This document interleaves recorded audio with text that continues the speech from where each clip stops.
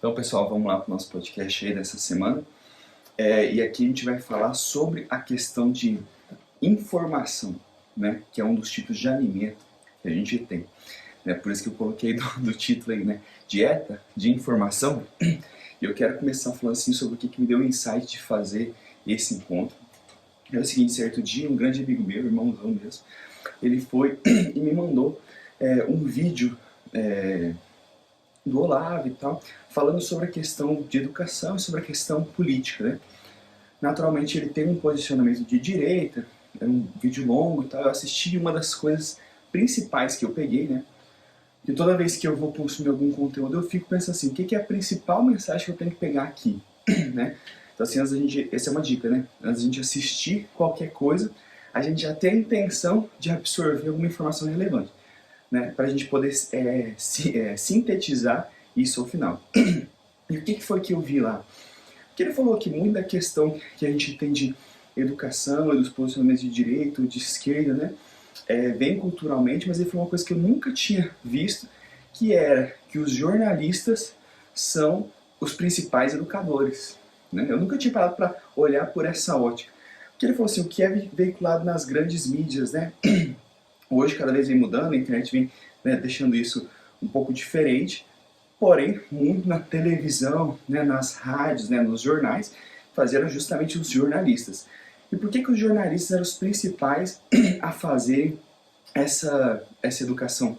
Porque justamente os educadores, os professores das escolas básicas consomem isso também. E aquilo que você se alimenta é aquilo que é a sua realidade. A informação que você tem é aquilo que você vê o mundo, né? Que se chama muitas vezes de mapa de mundo.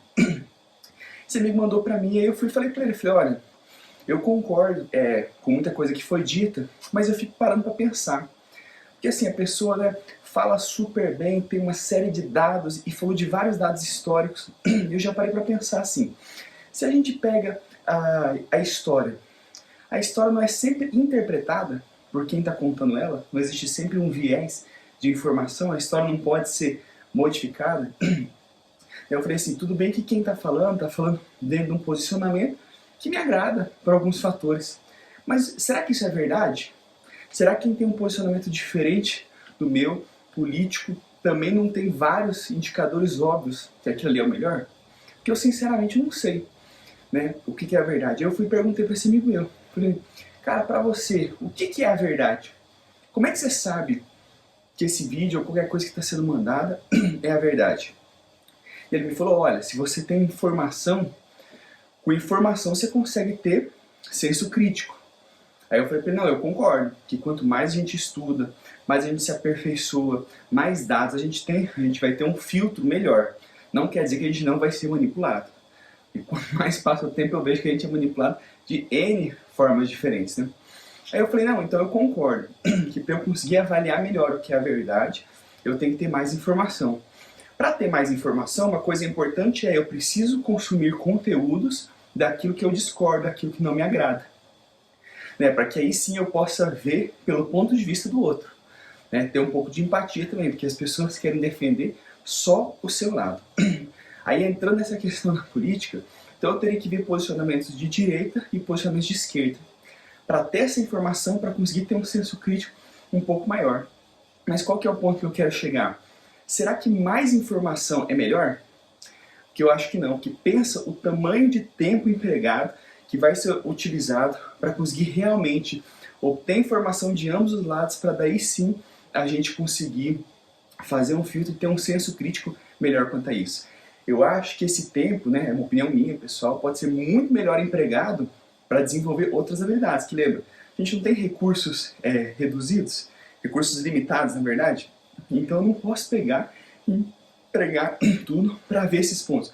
Agora é importante saber que toda vez que eu estou consumindo algum tipo de informação, sempre tem um outro lado que a gente não enxerga. Né? Então esse é um ponto. Saber onde que eu estou empregando meu tempo quanto à informação. Saber que existem ambos os lados e que não existe uma verdade absoluta. Porque ela sempre vai estar passando por um filtro, né, de princípios e valores que cada um tem.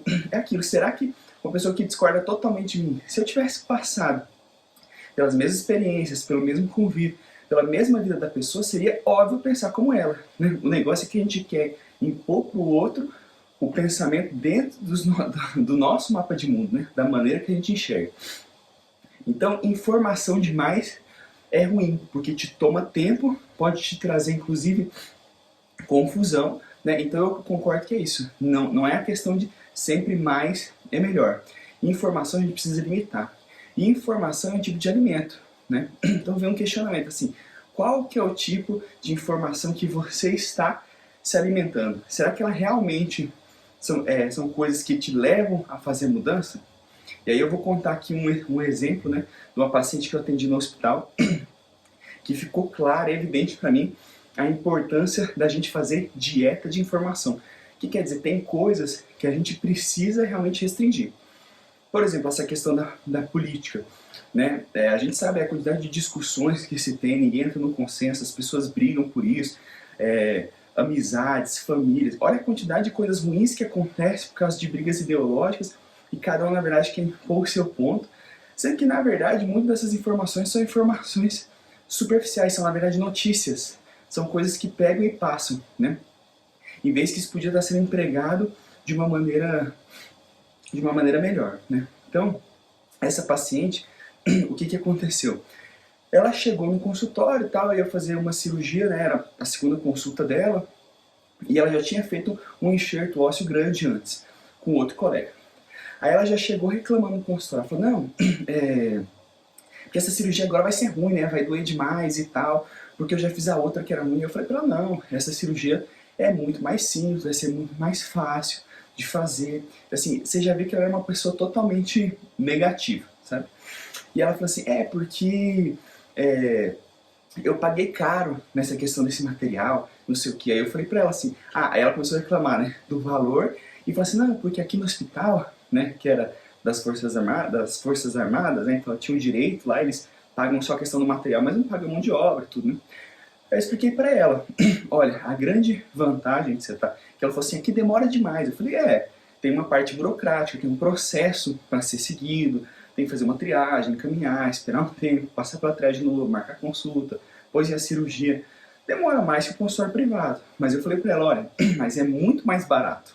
Ela, não é barato não, porque eu paguei tanto nesse material. Eu falei pra ela, olha, vou te falar quanto que eu cobro no meu consultório privado para fazer esse mesmo implante. Eu mesmo realizando, é tanto. Ele falou, ela, não, mas tem amiga minha que fez nesse valor aí não. Eu falei, uai, tem várias escalas de valor diferente, tô te falando uma mesma qualidade, não tô comparando, falando que é a mesma coisa que os outros fizeram não. Né, eu falei assim, se você tava achando que aqui tava caro, você podia ter feito o que seus amigos fizeram. E a paciente reclamando. Aí a gente foi atender ela, aí eu fui fazer anestesia, é uma coisa que eu cuido muito, né, porque é um calcanhar de Aquiles, né. Todo mundo tem receio da anestesia, parte desconfortável. Eu sempre dou o meu melhor para o paciente não sentir nada. Aí eu anestesiei primeiro, eu começo pelas partes que são mais simples. Ela não sentiu nada, né? Isso que ela reclamou, né? Agora vem a parte da anestesia, agora que eu vou sofrer. Então. A anestesia ela não sentiu nada. Aí tem uma anestesia que é no céu da boca, né? Que é no palato, que realmente essa é mais desconfortável. Aí tem uma técnica que eu faço que é bem melhor também. Aí a paciente falou assim, não, você tá... Como é que eu ia falar? Agora vai vir aquela anestesia que é terrível, né? Aí eu já comecei a falar pra ela assim, falei, olha,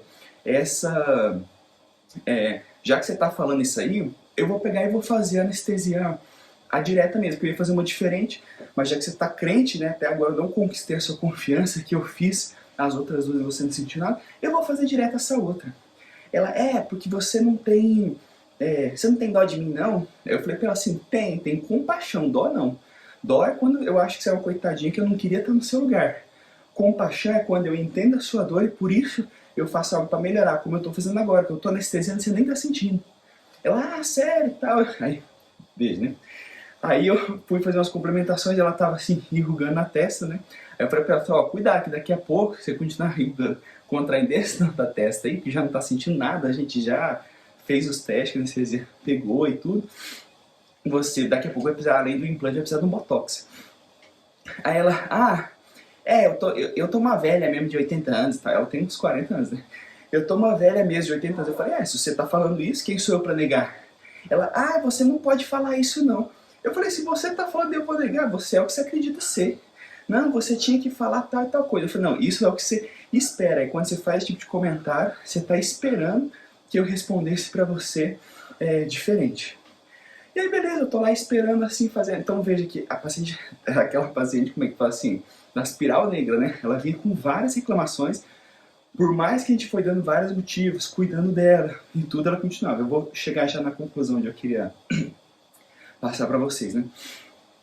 E ela, eu fiquei lá esperando o tempo, e aí ela comentou com o auxiliar, falou, ah, olha que gracinha e tal, ele espera o tempo, né, pra fazer efeito da anestesia e tudo. Aí eu falei, sim, eu tô aqui pra fazer a diferença. Eu te falei no começo do atendimento que aqui você ia ter um atendimento de qualidade, que você não ia sentir desconforto, que ele ia te entregar o melhor pra você, porque ela já tava partindo do pressuposto, antes pelos comentários dela que fez também, que por ser um serviço público e tal, ela, tipo assim, não ia ser tratada da melhor maneira, né? Aí ela foi questionando com as coisas, ah, você tem filho? Eu falei, tenho 3. Puxei o download de um só, né, que é o Davi. Ela, ah, como é que você tem coragem de colocar filho nesse mundo? Nossa, é porque eu não tenho coragem não. Eu falei assim, ué, que mundo? O meu mundo é lindo e maravilhoso, eu quero colocar vários aqui na Terra. Agora, se o seu é diferente, ela, não, porque o mundo é mal demais, o mundo é muito ruim. Eu falei, olha, graças a Deus, meu pai e minha mãe me colocou na Terra para eu fazer a diferença, como eu estou fazendo agora no seu atendimento. Mas, se você acredita nisso, de novo, igual eu falei para vocês outras vezes, quem sou eu para negar? Cada um tem um mundo que enxerga.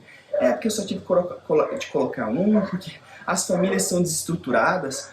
Aí até o auxiliar já falou assim, só se flatua. E quando os pais, né, se dedicam, dão o seu melhor, né, não tem essa desestruturação não.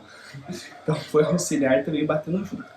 Aí eu fui começar o procedimento, falei pra ela, olha, você quer que eu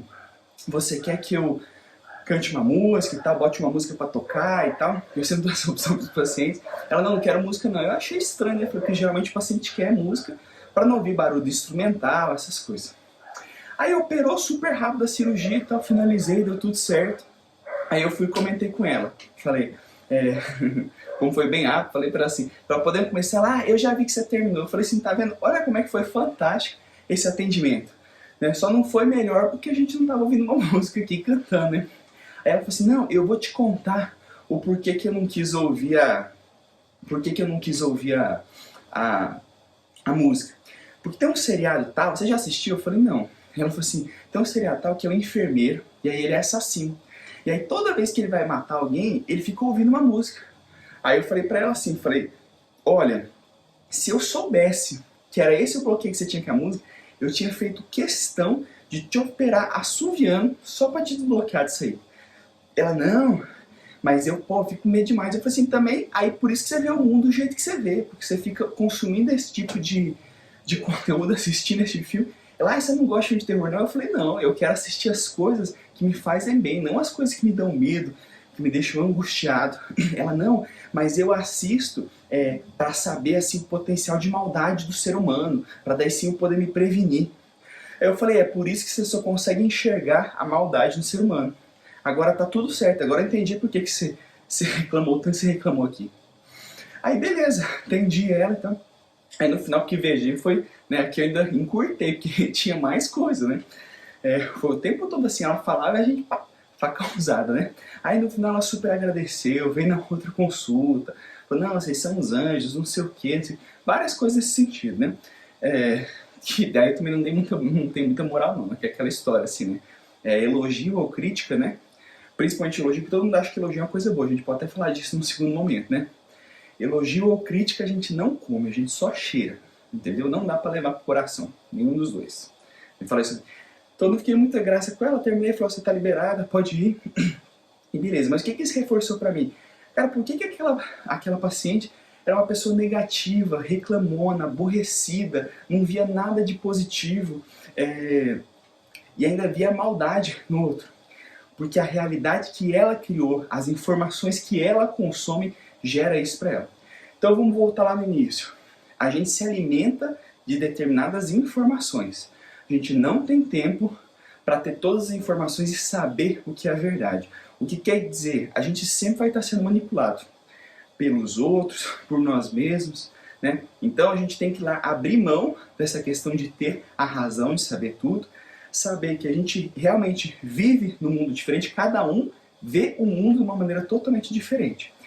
E já que eu sei que é isso, o que eu tenho que pensar? Qual que é a informação que eu quero para a minha vida? Como que eu quero ver o mundo? Eu quero ver realmente o mundo como um ambiente de escassez, onde é o outro querendo tirar vantagem o tempo todo, onde só coisa ruim acontece?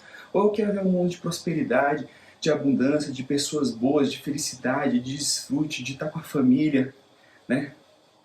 Então, o que acontece? A gente cria a nossa realidade. Então, a gente tem que se policiar e cuidar muito bem das informações que a gente consome. A gente tem que filtrar elas, a gente tem que escolher elas. Porque quando a gente não escolhe, a gente só senta lá na frente da televisão e deixa rodando automático, ou, por exemplo, está assistindo determinado canal de televisão. Você está apenas o quê? Você está sendo informado, você está sendo alimentado sobre aquilo que outro definiu e não que você definiu. Hoje, com a questão da internet, do celular, é muito melhor. A gente pode escolher qual conteúdo que a gente quer consumir. Mas veja bem, eu mesmo, né? Vamos botar nesse balaio. Tinha uma época que eu achava a Globo fantástica. Achava top mesmo, porra, fantástico. Tinha um monte de informação importante, de notícia. E eu vi algumas pessoas criticando e eu não entendi. Eu falei, cara, porra, dos canais aí, dos abertos é o melhor que tem. É o que trabalha melhor com imagem, tem muita informação, né? E aí eu achava ruim as pessoas que criticavam. Depois eu fui para o outro extremo. Depois eu era o cara que criticava a questão, por exemplo, da Rede Globo. E hoje, fazendo a dieta de informação, eu não critico mais. Por quê? Porque eu escolhi não me alimentar mais desses conteúdos. Porque eu não quero estar como um telespectador ali, passivo, apenas recebendo. Hoje eu escolho exatamente o que eu vou me alimentar. Isso começou, já tem mais de 8 anos aí, com podcasts, né? Hoje está mais difundido ainda, né? Os vídeos que a gente pode ver, os cursos, né? E eu já não assisto televisão, já tem uns bons anos, né? Mas a gente tem que cuidar, inclusive, por exemplo, de filme, de seriado que a gente assiste. Por quê? Querendo ou não, eles vão incutindo, eles vão moldando a gente. Se a gente sabe disso e a gente é intencional, a gente é consciente, o que quer dizer? Quando você for selecionar um seriado, um filme para assistir, um documentário, você vai pegar de coisas que vão te alimentar daquilo que você acredita. Ou daquilo que você quer experimentar, daquilo que você quer viver, dos objetivos que você quer alcançar, né? Das habilidades que você quer desenvolver. Então, pessoal, o que vai ser a nossa atividade aí, que é o nosso compromisso? De sempre ter uma atividade no final do nosso episódio, né? É você avaliar qual que é o tipo de informação que você está consumindo. Porque sempre tem alguma informação que não tem... se a gente está comendo essa informação, está se nutrindo dela, ela não tem o melhor perfil nutricional. Qual que é a informação que a gente tem que cortar? Qual que é o grupo do WhatsApp que a gente tem que sair? Qual que é a conversa que a gente tem que interromper? Por exemplo, voltar aqui, questão da política, né? Então eu fiquei ali até dezembro e tal, tinha alguns amigos que mandavam alguns materiais para mim, virou esse ano, eu falei para todo mundo, falei, olha, não me manda mais nenhum material, eu tô saindo de todos os grupos, se me mandar eu não vou responder, e é o detalhe, eu vou cuidar da minha vida, né? Eu vou governar a minha vida. E pronto, por quê? Dieta de informação. Então sempre veja, o que é que você pode tirar? Hoje mesmo, que eu tinha que liberar aqui espaço na câmera para não pausar igual as outras vezes, eu fui no WhatsApp e vi vários grupos lá, o que eu fiz? Apaguei várias conversas, arquivei para não ficar recebendo notificação, alguns que eu não queria efetivamente sair, né, de agora. Então já foram informações que eu consegui o quê? Tirar. Toda vez que eu tiro, que eu faço dieta de informação, sobra, né, recursos para que eu possa melhor empregar eles. E aí a segunda parte da atividade é qual que é o tipo de informação que você precisa adquirir. O que você precisa mudar no seu mapa de mundo? Será que você é uma pessoa pessimista? Será que você reclama? Será que você vê o pior nas coisas? Será que você não tem que pegar agora informações do oposto disso? Né? Por exemplo, você está consumindo aqui esse podcast, esse canal do YouTube, que fala sobre desenvolvimento pessoal, né? Aqui você pode tirar coisas que você vai aplicar que vão transformar a sua vida melhor. Que é aquilo, né? Ser acima da média. É pior que ontem, melhor que amanhã. Boa semana aí pra vocês. Vamos lá, hein?